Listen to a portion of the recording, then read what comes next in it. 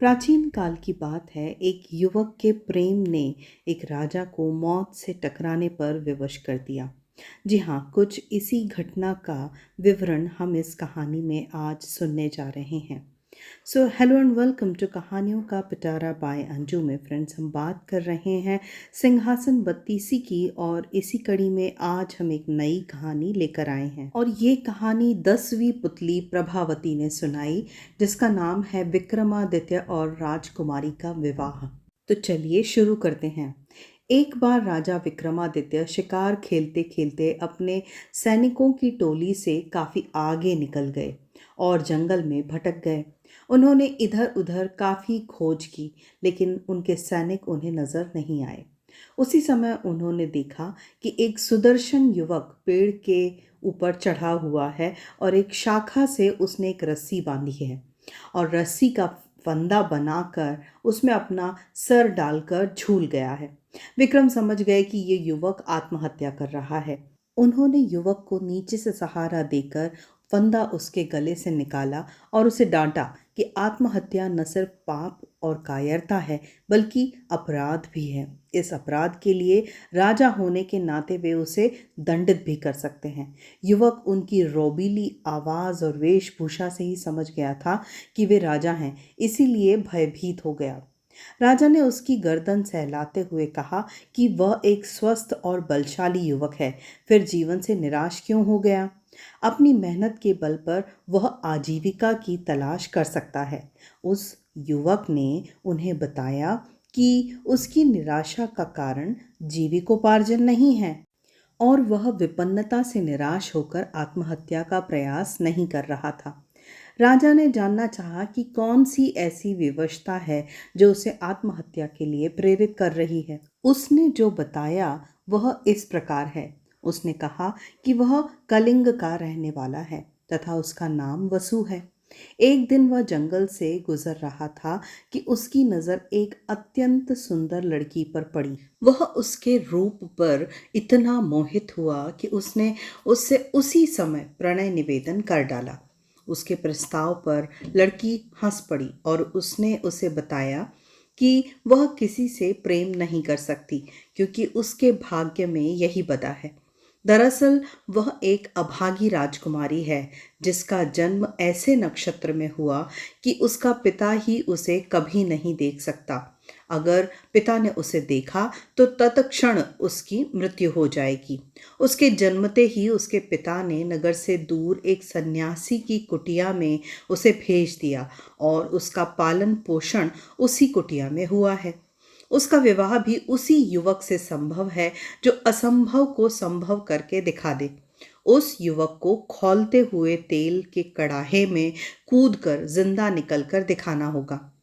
उसकी बात सुनकर वसु उस कुटिया में गया जहां उसका निवास था। वहां जाने पर उसने कई अस्थि पंजर देखे जो उन राजकुमारों के थे या उन लोगों के थे जो उस राजकुमारी से विवाह के प्रयास में खौलते तेल के कड़ाह में कूदकर अपनी जान से हाथ धो बैठे थे। वसु की हिम्मत जवाब दे गई। वह निराश होकर वहां से लौट आया।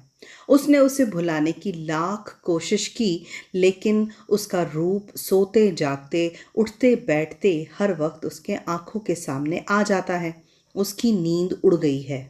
उसे खाना पीना अच्छा नहीं लगता। अब प्राणांत कर लेने के सिवा उसके पास कोई चारा नहीं बचा है। विक्रम ने उसे समझाना चाहा कि उस राजकुमारी को पाना सचमुच असंभव है, इसलिए वह उसे भूलकर किसी और को अपनी जीवन संगिनी बना ले। लेकिन युवक नहीं माना। उसने कहा कि विक्रम उसे व्यर्थ में ही बचा रहे हैं। उन्होंने उसे मर जाने दिया होता तो अच्छा होता। विक्रम ने उससे कहा कि आत्महत्या पाप है और यह पाप वह अपने सामने होते हुए नहीं देख सकते। उन्होंने उसे वचन दिया कि वे राजकुमारी से उसका विवाह कराने का हर संभव प्रयास करेंगे। फिर उन्होंने माँ काली द्वारा प्रदत्त दोनों बेतालों का स्मरण किया। दोनों बेताल पलक झपकते ही उपस्थित हो गए तथा कुछ ही देर में उन दोनों को लेकर उस कुटिया में आए जहां राजकुमारी रहती थी। वो बस कहने के लिए कुटिया थी, मगर राजकुमारी की सारी सुविधाओं का ख़्याल उसमें रखा गया था। नौकर थे, चाकर थे, राजकुमारी का मन लगाने के लिए सखियाँ सहेलियाँ थीं। तपस्वी से मिलकर विक्रमादित्य ने वसु के लिए राजकुमारी का हाथ मांगा। तपस्वी ने राजा का परिचय जानकर उनसे कहा कि वह अपने प्राण भी राजा को सरलता से अर्पित कर सकता है, किंतु राजकुमारी का हाथ उसी युवक को देगा जो खौलते तेल से सकुशल निकल आए। तो किसी अन्य के लिए राजकुमारी का हाथ मांगा जा सकता है या नहीं, ऐसा विक्रमादित्य ने पूछा। इस पर तपस्वी ने कहा कि बस यही शर्त पूरी होनी चाहिए। वो अपने लिए हाथ मांग रहा है या अन्य किसी के लिए, ये बात मायने नहीं रखती।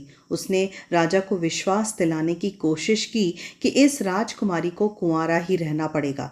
लेकिन जब विक्रमादित्य ने उन्हें बताया कि वे खुद ही इस युवक के हेतु कड़ाही में कूदने को तैयार हैं, तो तपस्वी का मुंह विस्मय से खुला रह गया। वे बात ही कर रहे थे कि राजकुमारी अपनी सहेलियों के साथ वहां आ गई।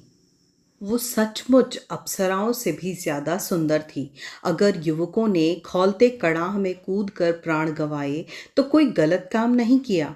विक्रम ने तपस्वी से कहकर कड़ाह भर तेल की व्यवस्था करवाई। जब तेल एकदम खौलने लगा तो माँ काली का स्मरण करके विक्रम तेल में कूद गए। खौलते तेल में कूदते ही उनके प्राण निकल गए और शरीर भुनकर स्याह हो गया। माँ काली को उन पर दया आ गई और उन्होंने बेतालों को विक्रम को जीवित करने की आज्ञा दी। बेतालों ने अमृत की कुछ बूंदें उनके मुंह में डाली और उन्हें जिंदा कर दिया। जीवित होते ही उन्होंने वसु के लिए राजकुमारी का हाथ मांगा। राजकुमारी के पिता को खबर भेज दी गई और उन दोनों का विवाह धूमधाम से संपन्न हुआ। तो दोस्तों, इस तरह विक्रमादित्य ने अपने वचन और साहस से असंभव को संभव कर दिखाया और उस युवक को उसके सच्चे प्रेम से मिलवा दिया। दोस्तों, यही कारण है कि आज भी विक्रमादित्य का नाम वीरता और त्याग की मिसाल के तौर पर लिया जाता है। सो फ्रेंड्स, ये थी आज की कहानी। अब हम मिलेंगे अगले वीडियो में किसी नई कहानी, किसी नई रचना, किसी नई कृति के साथ। तब तक के लिए आप अपना बहुत ख्याल रखिए। इस वीडियो को लाइक कीजिए, चैनल को सब्सक्राइब कीजिए और अपने कमेंट्स में हमें ज़रूर बताइए ये कहानियाँ आपको कैसी लग रही हैं और साथ ही आप कहाँ से इन कहानियों को सुन रहे हैं। फ्रेंड्स, आपके कमेंट्स हमें बहुत मोटिवेट करते हैं, तो इसी तरह कमेंट्स करते रहिए, अपने सुझावों से हमें अवगत कराते रहिए। Thank you, thanks for listening and stay connected.